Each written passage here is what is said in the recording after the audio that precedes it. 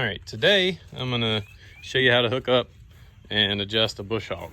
Got to do some mowing today. It's nice and warm out and quite a bit of stuff needs to be mowed. So every time before I hook it up, I always check my fluids. It's back here is your pump, transmission, reservoir. You always want to make sure that's within the limit. And on these, this is the radiator cap. You always want to make sure your fluid is good because you do not want to overheat these. You will have issues. So on these, let's see if you can see down in there, but it does not have a reservoir, but you can see kind of the top of the radiator down in there. And you want it just about even with the top of the radiator, or else once the fluid expands and gets hot, it's just going to blow all that off. So make sure your fluid's good. Check your oil, make sure your oil's good. Everything seems to be good on this. And you also want to check your radiator and make sure that it is not obstructed with debris, because that will also make these overheat. So that's pretty much everything you really need to check out. You just want to make sure mostly your coolant is always good. So these are your drawbars, and on these old 8Ns, they do not have a live clutch, or live PTO, I mean. So this is an Overrun clutch. So on these tractors, the drive line is directly connected to the PTO. So as your bush hog keeps spinning, it will continue to push the tractor. Even when you apply a brake, it'll still push.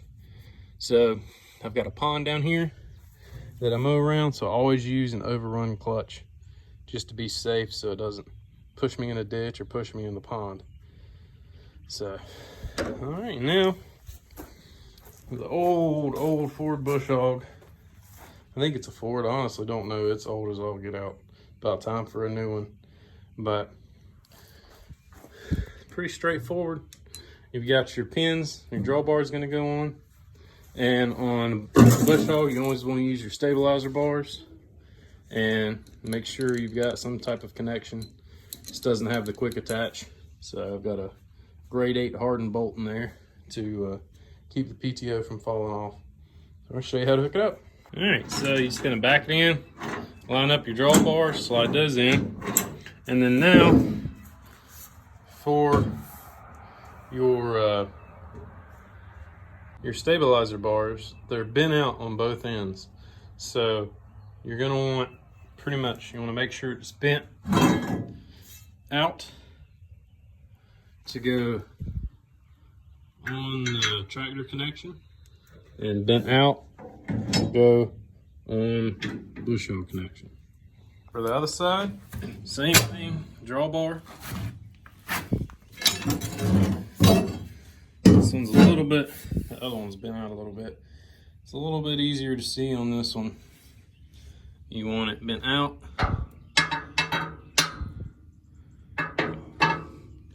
And then bent out as well. And the side's bent a little bit, so it's a little bit hard. I need to straighten it out. But it goes on just like that. And make sure the bend is out on it. All right, so your top link goes in as such. And these are made to slide. So when the back of your bush hog hits something and kicks up, it can slide up and not bend your top link or bend the top of the bush hog.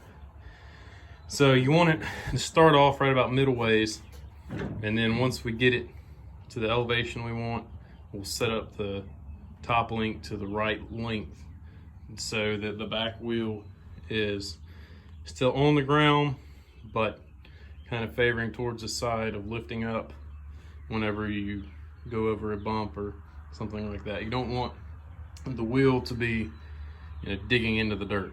So, and now it's got to hook up to the PTO. That's pretty self-explanatory. Line up the bolt, put the bolt in, and you're good to go.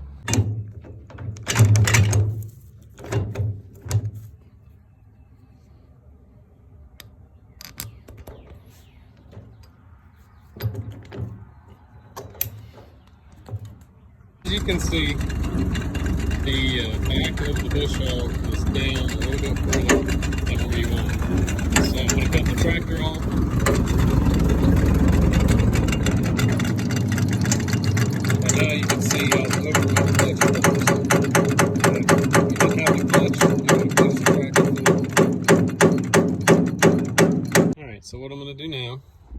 is I'm gonna set the bush hog down right about where I want it. So we want it right about there. A couple inches off the ground. And now we're gonna tighten up the top link so that it is tight with the bush hog. The top of the link up here.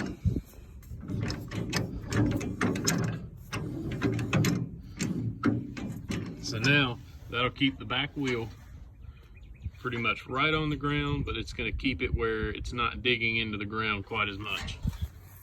So that's about exactly where we want it. So on these things, a lot of times these 8-ends, they do leak down a little bit. I've replaced the packing and the cylinders on this one, so it's not too bad. It leaks down a little, but not bad. But these tractors, you can get these tractors really cheap.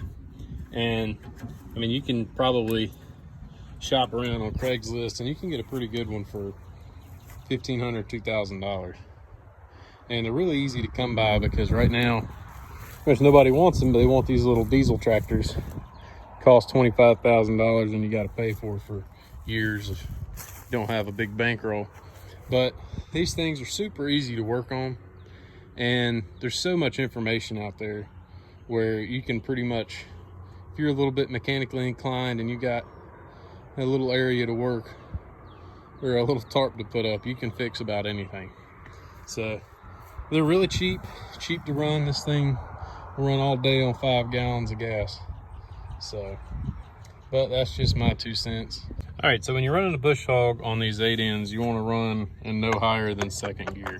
Pretty much whatever the engine will withstand. A lot of times when you're in thick stuff, like this wheat here, a lot of times you're going to want to run it in 1st gear.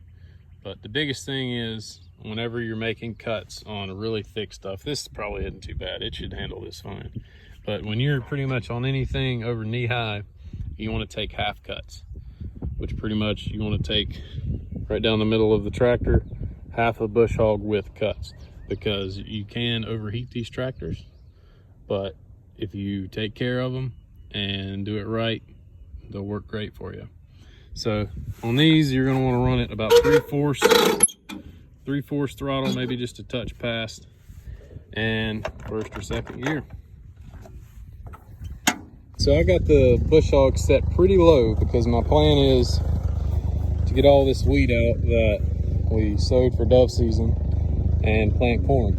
So normally you wouldn't quite set it quite that low, but that's my goal here. And right now, got the tractor on, bush hog disengaged. That's this lever right here. All right, well that's pretty much it. So I really hope that somebody gets something out of this that really wants to, work their own land and be able to use the tractor and know what they're doing and not be afraid to do it. So hope it helps somebody out, and I'm hoping to have a bunch more videos to come. It's about garden season and I'm going to try to do quite a few garden videos. So appreciate everybody watching. Please subscribe, and thanks again.